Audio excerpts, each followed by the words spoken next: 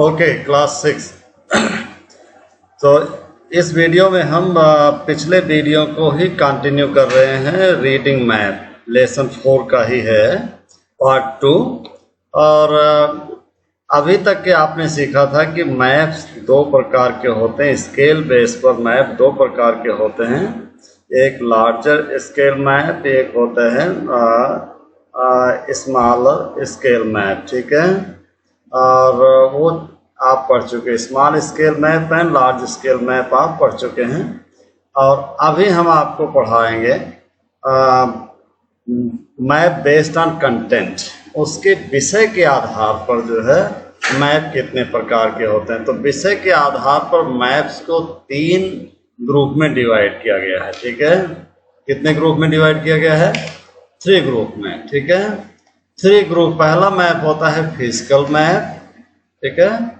दूसरा मैप होता है वीदर मैप, और तीसरा मैप होता है ट्रॉपिकल मैप। ठीक है, अब आइए तीनों को देख लेते हैं, तीनों की विशेषता। फिजिकल मैप में हम क्या दिखाते हैं, जो रिलीफ फिजिकल मैप में विशेष करके जो है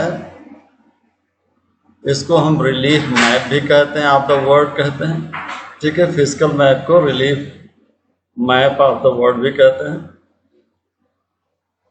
और जिसके अंतर्गत हम कंट्री, वेजिटेशन मैप और सॉइल मैप आता है। ठीक है, land map, land use map भी इसमें आता है। ठीक है, तो रिलीफ मैप जो हमें रिलीफ देते हैं, कौन कौन सी चीज़ें हैं जो हमारे जो मानव समाज है उसको रिलीफ का काम करते हैं, उसको शांति देने का काम करते हैं, सुख देने का काम करते हैं, वो कौन कौन सी चीज़ें हैं नेचर फिजिकल मैप में। ठीक है, तो उसको उसमें दिखाते हैं, और विभिन्न कंट्री जो पाए जाते हैं उनको दिखाते हैं।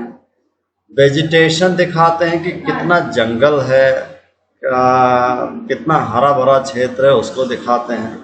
और सॉइल दिखाते हैं, डिफरेंट टाइप ऑफ सॉइल कहाँ पर रेड सॉइल है, कहाँ ब्लैक सॉइल है, और कहाँ पर सैंडी सॉइल है। तो तमाम प्रकार की सॉइल किस किस क्षेत्र में पाई जाती है, वो सारा चीज़ हम इस फिजिकल मैप के जरिए दिखाते हैं। लैंड यूज मैप भी है, और लैंड यूज मतलब कौन सा ज़मीन जो है खेती की योग्य है, कहाँ पर रहा जा सकता, बसा जा सकता है, कौन उपयोग में लाई जा सकती है, कौन उपयोग में नहीं लाई जा सकती है। तो ये फिजिकल मैप के अंतर्गत हम इनको पढ़ते हैं। ठीक है, उसके बाद आता है वीदर मैप। वीदर मैप जो है ये दर्शाता है मूवमेंट ऑफ द वीदर। ठीक है, कि इस समय जो वीदर है, जो मौसम है, फला जगह पे कहाँ पे है। ठीक है, जैसे ये मान लीजिए मैप है, ठीक है, तो हो सकता है कि इस एरिया में बर्फ़ गिर रही हो, ठंड हो, तो इसको हम दिखा देंगे कि ये यहाँ पर क्या हो रहा है, यहाँ पर ठंडा है। ठीक है, बर्फ़ का सिंबल्स हम बना देंगे। ठीक है, बर्फ़ गिर रही है। और अगर जो रेनफॉल हो रहा है कहीं पे, तो रेनफॉल को हम दिखा देंगे कि इसी महीने में फला जगह पर रेनफॉल हो रही है। और कहीं पर स्नोफॉल हो रही है तो स्नोफॉल दिखा, रेनफॉल हो रही है तो रेनफॉल दिखा देंगे। ठीक है, और कहीं पर बिल्कुल क्लाइमेट अच्छा है तो वो दिखा देंगे। ठीक है, सनी है तो वो दिखा देंगे। ठीक है, तो ये वीदर मैप में इस तरह से हम दिखाते हैं कहाँ का टेम्परेचर ज़्यादा है, कहाँ का टेम्परेचर कम है। ये सारा चीज़ें हम वीदर मैप के अंतर्गत देखते हैं। तो वीदर मैप में क्या क्या देखेंगे? रेनफॉल और स्नोफॉल, ठीक है, एंड द टेम्परेचर, ठीक है, एंड द एयर प्रेशर, ठीक है, एंड द विंड डायरेक्शन। ये चीज़ें जो है आपको याद रखनी है। तो वीदर मैप में rainfall, snowfall, temperature, air pressure और विंड डायरेक्शंस दिखाते हैं। इसके बाद आता है टोपोग्राफिकल मैप। टोपोग्राफिकल मैप का मतलब होता है, हिंदी में इसको कहते हैं स्थलाकृति। स्थल जो स्थान है, जो धरती है, उसकी आकृति कैसी है। ठीक है, ये इसमें विशेष करके हम लेक्स हैं, रिवर्स हैं और माउंटेन्स हैं, इनको दिखाते हैं, ठीक है। और इसके साथ साथ जो ह्यूमन मेड हैं एरिया हैं, जैसे पार्क है, बेल्स हैं, सिटीज़ हैं, टाउन्स है, इनको दिखाते हैं, ठीक है। तो अब आप समझ गए होंगे बहुत सारी चीज़ें। तो आपसे मैं टेस्ट के लिए अगर जो पूछ लूँ तो आप शायद अब हमें बता लेंगे, ठीक है। लैंड यूज किस प्रकार के मैप में दिखाते हैं? गुड। लैंड यूज जो है हम फिजिकल मैप में दिखाते हैं। और रेनफॉल कहाँ दिखाएंगे, किस प्रकार के मैप में? वेदर मैप में। Very good. और अगर जो हम कहें कि ह्यूमन मेड एरियाज को हम किस प्रकार के मैप में दिखाएंगे, ये फिजिकल मैप में दिखाएंगे कि वेदर मैप में दिखाएंगे या टोपोग्राफिकल मैप में दिखाएंगे? तो इसका आंसर क्या होगा? टोपोग्राफिकल मैप, उसमें दिखाएंगे, ठीक है। अच्छा, लेक, रिवर्स, माउंटेन किस मैप में दिखाएंगे? ये भी टोपोग्राफिकल मैप में दिखाएंगे, ठीक है। उसके बाद ये तो हुआ कंटेंट बेस्ड, ठीक है। कंटेंट बेस्ड मैप 3 प्रकार के होते हैं। इसके बाद आता है एक स्पेशल मैप, उसको कहते हैं thematic map. Thematic map, theme मतलब होता है विषय, विषय पर आधारित मैप, ठीक है। इसमें जो है विशेष करके ये आता है टाइप ऑफ सॉइल, ठीक है, कितने प्रकार की मिट्टियाँ पाई जाती है, फॉरेस्ट एरिया कहाँ है, और डिस्ट्रीब्यूशन ऑफ मिनरल्स और इंडस्ट्रीज किस एरिया में है, ठीक है। ये चीज़ें हम कहाँ पढ़ते हैं, कौन से मैप में पढ़ते हैं? ये पढ़ते हैं थीमेटिक मैप में, ठीक है। तो जैसे आप फॉरेस्ट डिपार्टमेंट में काम करता है कोई, तो उसको इस प्रकार का मैप चाहिए, ठीक है, फॉरेस्ट वाला, फॉरेस्ट के बारे में ही उसको ज़्यादातर उस मैप में डिटेल मिलेगा, ठीक है। और कोई जो है माइंस में काम करता है, माइनिंग का काम करता है, माइनिंग मतलब खनन का काम करता है, कोयले का खादान हो गया, पेट्रोलियम हो गया, इन सब चीज़ों का अगर जो वो काम धंधा करता है, बड़ा व्यापार करता है, तो उसके पास में डिस्ट्रीब्यूशन मैप होना ज़रूरी होता है, ठीक है।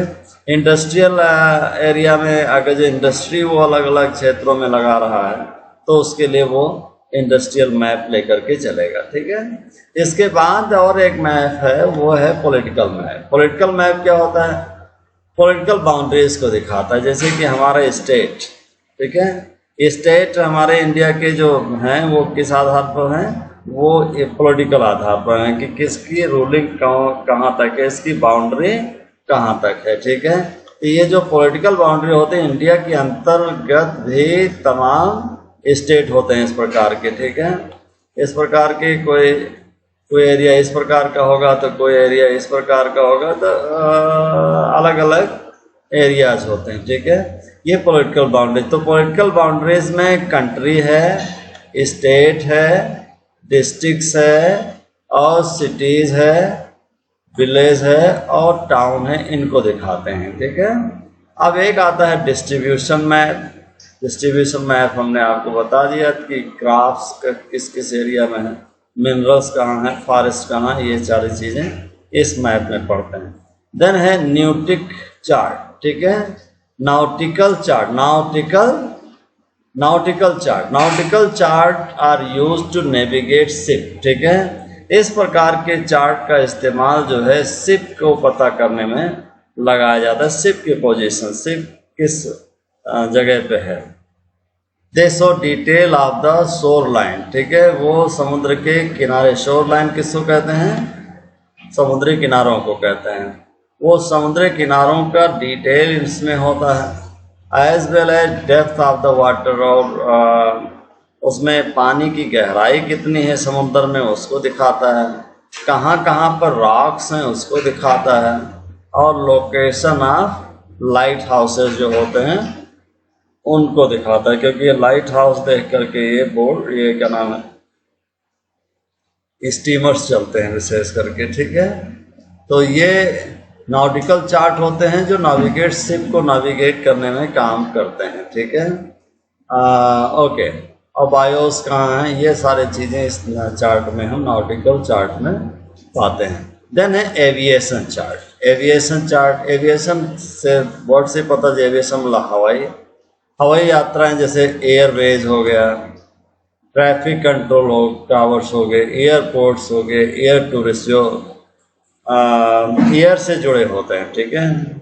या तो ये इस प्रकार के चार्ट दर्शाएंगे जिसमें कौन सा ट्रैफिक, कौन सा एयरलाइंस है और कहाँ पर एयरपोर्ट हैं और इसकी रूट कहाँ है, उस एयरलाइंस पे कहाँ से कहाँ पहुँचना है, दिल्ली से मुंबई कैसे पहुँचना है, या मुंबई से वाराणसी कैसे पहुँचना है, इलाहाबाद कैसे पहुँचना है। तो इसके लिए एविएशन चार्ट की ज़रूरत होती है, ठीक है। और एक मैप होता है जियोलॉजिकल मैप, ठीक है। जियोलॉजिकल, जियो मीन्स धरती, ठीक है। जियो मीन्स क्या होता है? धरती। It shows age and types of rock and soil, ठीक है। धरती की आयु बताता है और चट्टानों की आयु, ये चट्टान कितने साल पुरानी है, धरती कितने साल पुरानी है, मिट्टी कितने साल पुरानी, इसको जो है ये जियोलॉजिकल मैप में दर्शाया जाता है, ठीक है। तो मान लिया जाए आपने जैसे हिस्ट्री में पढ़ा है और अभी आने वाले चैप्टर में आप हिस्ट्री में पढ़ोगे भी, तो हिस्ट्री 3 पार्ट में डिवाइड है। ये है प्रोटो हिस्ट्री, प्री हिस्ट्री, फिर हिस्ट्री, ठीक है। तो ये 3 पार्ट को अगर जो देखेंगे आप, तो तीनों में अलग अलग प्रकार की सॉइल, अलग अलग प्रकार की मिट्टी अलग अलग समय में पाई जाती है, ठीक है। तो अगर जो हम इस समय कोई धरती का किसी भूखंड का हम अध्ययन करते हैं, किसी भी धरती के किसी भी क्षेत्र का हम अध्ययन करते हैं, तो इस अध्ययन में हम ये देखने की कोशिश करते हैं कि कौन सी रॉक जो प्री हिस्टोरिक है और वो अभी भी पाई जाती है, कहाँ कहाँ प्री हिस्टोरिक रॉक्स पाई जाते हैं, कहाँ पर पोस्ट हिस्टोरिकल मैप रॉक्स पाई जाती हैं। तो ये सारी चीज़ें हम जियोलॉजिकल मैप में पढ़ते हैं। एक होता है टूरिस्ट मैप, ठीक है। टूरिस्ट मैप विशेष करके आप समझ गए, टूरिस्ट लोगों के काम में आता है कि हम कौन सी जगह पर हमें जाना चाहिए, हमारा इंटरेस्ट कहाँ है, और म्यूज़ियम कहाँ कहाँ पे हैं, मॉन्यूमेंट्स कहाँ कहाँ पे हैं जिसको हम देख सकते हैं। ये टूरिस्ट मैप आता है, ठीक है। उसके बाद एक है जो सारा मैप जिसमें इकट्ठा रखते हैं, ठीक है, उसको हम एटलस कहते हैं। तो एटलस क्या है? An atlas is a collection of map generally bound as a book, ठीक है। एक किताब के रूप में तमाम मैप को एक साथ ला दिया जाता है, रख दिया जाता है, बुक के रूप में बना दिया जाता है, तो उसको हम कहते हैं एटलस, ठीक है। Okay, good. अब आप देखिए स्केच जो होता है, जो इसके लिए इस्तेमाल करते हैं, ठीक है। A diagram that is drawn without taking into consideration the actual distance between the place and direction is called sketch. Sketch क्या कहते हैं? जो एक्चुअल डायरेक्शन जो होती है उसको बिना चिंता किए, ठीक है, लेकिन उसी की आकृति जो है एक इमेजिनरी आकृति बनाते हैं, तो इसको कहते हैं स्केच। ये रफ स्केच है, ठीक है। इसको क्या कहते हैं? इसको ये जस्ट स्केच है, रियल नहीं है, खाली क्या है? स्केच है, ठीक है, जैसे आकृति बनाई गई है। तो इम्पॉर्टेंस इसका क्या होता है? जैसे इम्पोर्टेंट लैंडमार्क और हॉस्पिटल, शॉप और कॉफी, ऑफिसेस, पॉन्ड, ब्रिजेज, ये सब दिखाने में स्केच का उपयोग किया जाता है। तो ये सब स्केच से बना दिए जाते हैं, ठीक है। यहाँ पर बता दिया गया कि यहाँ घर है, यहाँ बिल्डिंग है, यहाँ फ्लैट्स हैं, बंगला है, ये यहाँ घर बने हुए हैं, कहीं हॉस्पिटल बना है, ठीक है। तो इस प्रकार का स्केच, तो स्केच का इस्तेमाल कहाँ कहाँ क्या क्यों क्यों करते हैं? या हॉस्पिटल को शो करने के लिए, शॉप्स को शो करने के लिए, ऑफिसेस को, पॉन्ड्स को और ब्रिजेस को, ठीक है, शो करने के लिए हम स्केच का इस्तेमाल करते हैं, ठीक है। Very good. और उसके बाद प्लान होता है। प्लान मतलब जो उसकी मुख्य आकृति होती है। तो plan is A outline drawing, ठीक है। जो ड्राइंग की आउटलाइन होती है उसको कहते हैं प्लान, ठीक है। तो प्लान क्या है? Plan is a is an outline drawing of the building, ठीक है। Or a room, or a small area, ठीक है। तो स्मॉल एरिया बिल्डिंग, इसका जो आउटलाइन बनता है उसको हम क्या कहते हैं, प्लान कहते हैं। जैसे मान लिया जाए आप अपना घर बना रहे हैं, तो इस तरह से आपके इंजीनियर ने बना दिया कि ये आपका प्लाट है, इस तरह से आपका प्लाट है, और यहाँ पर आपका बेडरूम होगा, और यहाँ पर आपका बाथरूम होगा, और बगल में जो है आपका दूसरा रूम होगा, इस तरह यहाँ पे किचन होगा, यहाँ पर एक टॉयलेट होगा, और यहाँ पर गेट होगा, ठीक है। तो इस प्रकार से वो बना करके दे देता है। तो इसको हम कहते हैं प्लान। क्या कहते हैं? प्लान। इस द बिल्डिंग का प्लान हो गया। इसी प्रकार से रूम का प्लान बनाते हैं। रूम मान लिया जाए आपका इस तरह का है, ठीक है। अब रूम में आपको किधर अलमारी रखना है, किधर बेड रखना है, ये सब आप प्लानिंग करके बना सकते हैं। इसी को कहते हैं प्लानिंग की कोई चीज़ कहीं फंसे ना। देखा होगा कई बार रूम हम बनाते हैं बहुत अच्छा, लेकिन उसकी प्लानिंग नहीं करते हैं। उसका जब प्लान नहीं करते हैं तो अगर जो हम जैसे इस तरह का रूम बना है और यहाँ पर खिड़की यहाँ पे लगी है, समझ गए, मान लीजिए खिड़की यहाँ लगी है, ठीक है, और बेड यहाँ रखा है, बेड इधर है और खिड़की यहाँ रखी है, और अलमारी यहाँ बना दिया, ठीक है। अब जब अलमारी यहाँ बना दिया तो इसकी वजह से क्या है, जगह नहीं है कि बेड रखा जाए, तो इस खिड़की का कोई फ़ायदा नहीं हुआ, ठीक है। खिड़की तो बनी थी लेकिन खिड़की का कोई फ़ायदा, इस विंडो का कोई फ़ायदा नहीं, क्योंकि बेड यहाँ है और बेड बिल्कुल दरवाजे के पास आ गया। तो ये इसको कहते हैं कि अनप्लान, ठीक है। ये प्लान नहीं बनाए गए, इसकी वजह से ये गड़बड़ होता है। तो किसी बिल्डिंग का या कमरे का या स्मॉल एरिया का जो मैप बनाया जाता है, ठीक है, मैप बनाने के लिए जो राउट लाइन बनाई जाती है उसको हम क्या कहते हैं, प्लान कहते हैं, ठीक है। तो प्लान बनाना बहुत ज़रूरी है। इसमें डायरेक्शन, सिंबल्स और डिस्टेंस भी एक्यूरेट होती है, ठीक है। जैसे आपका इंजीनियर नक्शा बना करके घर का देता है तो बताता है कि इस पिलर से लेकर के इस पिलर तक की डिस्टेंस कितनी हो, एग्जैक्ट बताएगा, ठीक है। और तभी वो बता पाएगा कि आपके रूम की लंबाई चौड़ाई कितनी होगी, आपके बाथरूम की लंबाई चौड़ाई कितनी होगी, आपके किचन की लंबाई चौड़ाई कितनी होगी, आपकी लॉबी कितनी होगी, और आपका ओपन एरिया कितना होगा। ये सारा चीज़ वो बता सकेगा। और जब रूम की इसी प्रकार से रूम का प्लान बनाओगे तब आप समझ जाओगे कि कितने साइज़ का हमको बेड वहाँ ज़रूरत है, और इस साइज़ का बेड है तो रूम कैसा होना चाहिए, विंडो कहाँ होना चाहिए, ठीक है। ये चीज़ डिसाइड करने में आसान होता है। तो प्लान बनाना बहुत ज़रूरी होता है। ओके, तो ये रहा आपका लेसन, ठीक है। और ये जो नए वर्ड हैं आप लिख डालेंगे। ये है अल्टीट्यूड। अल्टीट्यूड मतलब height above the sea level. Sea level के ऊपर की जो ऊंचाई है उसको हम कहते हैं हाई लैटिट्यूड, ठीक, एल्टीट्यूड, ठीक है, एल्टीट्यूड। और कार्डिनल डायरेक्शन क्या होते हैं? 4 मेन कार्डिनल्स होते हैं। 4 मेन कार्डिनल डायरेक्शन होते हैं। आपको आप जानते हैं, बहुत अच्छा क्लास 2 से ही आप सीखते आए हैं। नॉर्थ, साउथ, वेस्ट, ईस्ट, ठीक है। नॉर्थ, साउथ, वेस्ट, ईस्ट, एक कार्डिनल डायरेक्शन इनको कहते हैं, ठीक है। और कन्वेंशनल सिंबल क्या होते हैं आपको बताया जा चुका, ये स्टैंडर्ड साइन होते हैं, ठीक है। यूज्ड ऑन मैप, जो मैप पर यूज़ करते हैं, ठीक है। ये स्टैंडर्ड साइन होते हैं जो दुनिया के सभी लोग इसी चिन्ह का इस्तेमाल करेंगे। और रिलीफ मतलब होता है रिलीफ का मतलब होता है कि unevenness of the earth surface, ठीक है। Unevenness of the earth system, इसको कहते हैं रिलीफ, ठीक है। तो ये रहा आपका लेसन कंप्लीट। और अब आप देख लेते हैं एक्सरसाइज, और एक्सरसाइज आप इसको हम कर डालेंगे, ठीक है।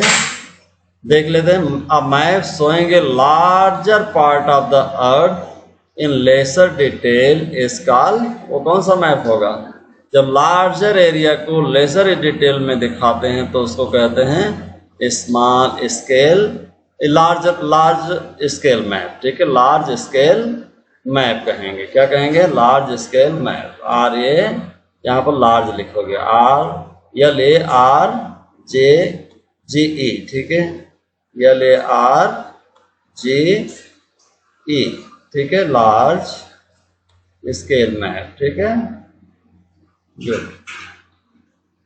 तो ओके, एनीवे ड्राइंग पेन है, आप अच्छा से लिखिएगा। ठीक है, अब हम लिखने नहीं जा रहे हैं, आपको बता देंगे। The direction is in between cardinal point are called. जो कार्डिनल पॉइंट होते हैं ये इस तरह से नॉर्थ।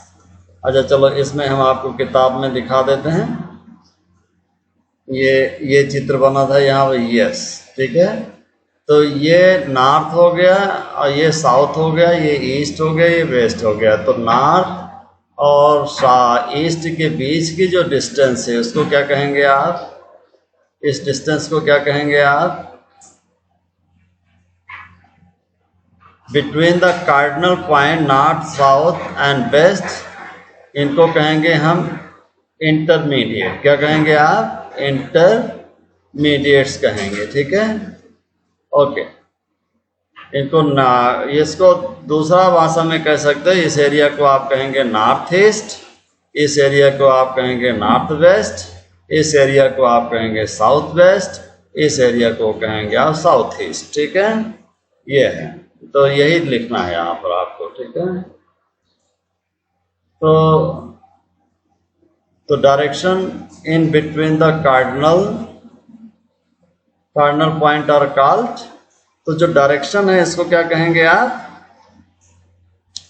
यस, ये टर्म आप यहाँ पे याद रखेंगे। ठीक है, ये टर्म यहाँ पे आप मेनली जो है याद करेंगे। ये इसको कहते हैं इंटरमीडिएट। ठीक, क्या कहेंगे आप? इंटरमीडिएट। ठीक है, तो यहाँ लिखेंगे आप इंटरमीडिएट डायरेक्शन। ठीक है, इंटरमीडिएट डायरेक्शन कहेंगे। ठीक है, और ओके, इंटरमीडिएट लिख लेंगे यहाँ पर। एनीवे हम लॉ चिन्ह लगा दे रहे हैं और आप इसको लिख लेंगे। ठीक है, एनीवे आप कंफ्यूज मत होना। ठीक है, ये है, लगा है चिन्ह। ठीक है, फिल इन द ब्लैंक का पहला। ठीक है, दूसरा। ठीक है, दूसरे का है। ओके, और दूसरा क्वेश्चन क्या है? Natural feature of the earth can be seen on the. किस मैप पर जो है नेचुरल फीचर आपको दिखाई देंगे? ठीक है, टोपोग्राफिकल मैप में। ठीक है, टोपोग्राफिकल मैप में आपको नेचुरल फीचर सब दिखाई देते। टी लिख दे रहे हैं, इसमें आप टोपोग्राफिकल मैप लिख देना। Cardinal direction shows. Cardinal direction क्या दिखाता है? Shows the direction exact location of the place. ठीक है, शोज द एग्जैक्ट लोकेशन। ठीक है, okay. Ah dash gives the direction to a place. ठीक है, ये डायरेक्शन कौन देता है? डायरेक्शन कौन देता है? किसी जगह को जाना है तो डायरेक्शन कैसे पता चलेगा? एरो। ठीक है, ये इस तरह का, इसको क्या कहते हैं आप? साइन। ठीक है, ये डायरेक्शन एरो। ठीक है, direction arrow gives the direction to a place. ठीक है, डायरेक्शन एरो इसको कहेंगे, gives the direction to a place. ठीक है, अब आप बताइए, यहाँ पर टिक करिए। A sketch is a drawing that is made of. जो स्केच होता है ड्राइंग पर, वो किसका बना होता है? Is made of, is made to scale or is not to scale or on map और leisurely होता है। स्केच कहाँ बनाते हैं? ऑन मैप पे बनाते हैं। ठीक है, sketch is made on map. Map पे ही स्केच बनाते हैं। जैसे हॉस्पिटल दिखाना है, कहीं रोड दिखाना है, कोई बिल्डिंग दिखाना है, कोई ऑफिस दिखाना है, तो उसको हम स्केच कहते हैं। तो स्केच मैप पर दिखाते हैं। In larger scale map, the earth feature are shown over a entire earth है कि लार्ज एरिया के पहले, अंटायर अर्थ तो नहीं, लेकिन ये कह सकते हैं लार्ज एरिया, ठीक है, लार्ज एरिया को दिखाएंगे, large scale map. The map can be classified according to scale, purpose of, size और A and B both, A and B both है, ठीक है, पर्पज के आधार पर भी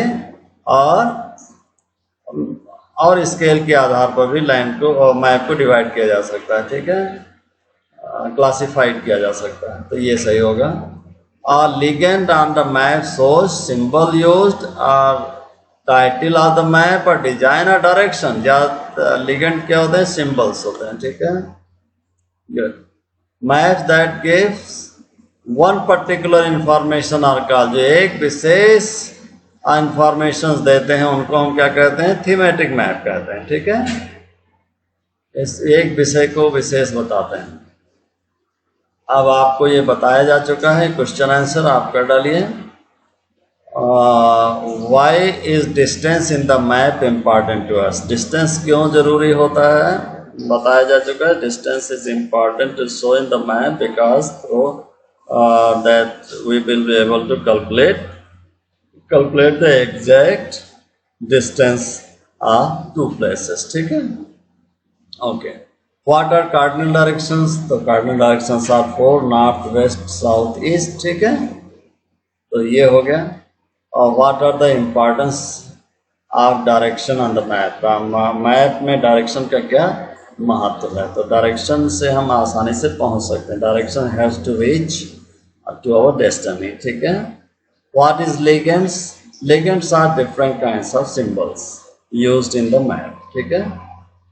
तो what are 3 essential elements of the map? Map में 3 essential element आपको 4 हम पढ़ा ही चुके हैं, उसमें आपको बताया जा चुका है। स्केल होता है, डायरेक्शन होता है, और स्केल है, डायरेक्शन है, और क्या है मैप के अंदर में?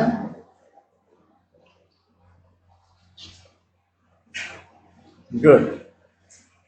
मैप में जो इम्पोर्टेंट फीचर होता है स्केल है, डिस्टेंस है, ठीक है, डिस्टेंस है, ये आपका है डिस्टेंस, स्केल और डायरेक्शन, ठीक है, ये 3 मेन है। स्केल, ओके, डिस्टेंस है, स्केल है और डायरेक्शन है, ठीक है, और साइंस एंड सिंबल्स हैं, 4 होते हैं, लेकिन आप 3 इसमें पूछा गया, 3 लिख दीजिएगा, ठीक है, गुड, ये हो गया। सो अगला है how is title important in a map? Map की टाइटल क्यों इम्पॉर्टेंट है? Because title helps to identify the kind of map, ठीक है, जो मैप की टाइटल है वो पहचानने में मदद करती है कि ये मैप किस प्रकार का है, and what kind of map I am seeking of, मैं किस प्रकार की मैप की तलाश कर रहा हूँ, ये है, ठीक है। तो ये क्वेश्चन आंसर आप लिख डालिए, ठीक है, और डिटेल क्वेश्चन आंसर्स आपको लिखने की जरूरत नहीं है। आप क्या करेंगे, मैं यहाँ पर बता दे रहा हूँ, हेडिंग डाल करके आप इनको लिखेंगे तो वो सब कवर हो जाएगा, ठीक है। पहला क्वेश्चन आप लिखेंगे ग्लोब, ठीक है, ग्लोब हेडिंग डाल करके ग्लोब के बारे में लिखेंगे। ग्लोब के बारे में लिखेंगे यहाँ से, globe is the earth reduced model and water bodies, ठीक है, two, okay, sorry, let's erase this and make it correct, okay. तो ये कुछ खास चीज़ें हैं जो आपको मैं बता दे रहा हूँ, इनको लिख डालिए। ग्लोब के बारे में, globe is the earth reduce model and represents the land and water bodies in proportion to one another. तो यहाँ से यहाँ तक आप हेडिंग डाल करके ग्लोब के बारे में लिख देंगे, ठीक है। मैप के बारे में हेडिंग डाल करके आप लिख देंगे, मैप हेडिंग डालिए और मैप के बारे में यहाँ से लिखिएगा, a map is the representative earth surface or a part of it on a flat surface drawn according to the scale. यहाँ तक आप लिख देंगे, ठीक है। हेडिंग क्या डालेंगे? मैप, ठीक है। और इसके बाद में मैप और ग्लोब में डिफरेंसेस क्या हैं ये लिखेंगे, ठीक है। तो there are two important features of map as follow. Map के दो इम्पॉर्टेंट फीचर होते हैं, ये यहाँ दिया गया है। They record the location of place of interest, they are the great source of learning. और map are also Maps also use simple grid and imaginary lines of latitude and longitude as in the globe to make it easier to locate the place, ठीक है। तो ये point आप लिख देंगे map versus globe heading डाल करके, और ये दो पॉइंट इसके लिख देंगे, ठीक है।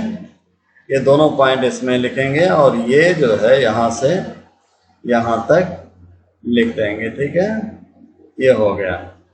और इसके बाद जो है एलिमेंट्स ऑफ द मैप लिख डालना, ठीक है। एलिमेंट्स ऑफ द मैप लिख डालना। ये चार एलिमेंट हैं, चारों एलिमेंट्स आप लिख डालेंगे, ठीक है। और ये आपको भेजा गया है, क्या नाम है, डिटेल सिंबल्स। तो सिंबल्स वो अपने इसी नोटबुक में बना डालिएगा। बस इतना काम आप कर डालिए, ये लेसन आपका कंप्लीट होगा, ठीक है। So thank you.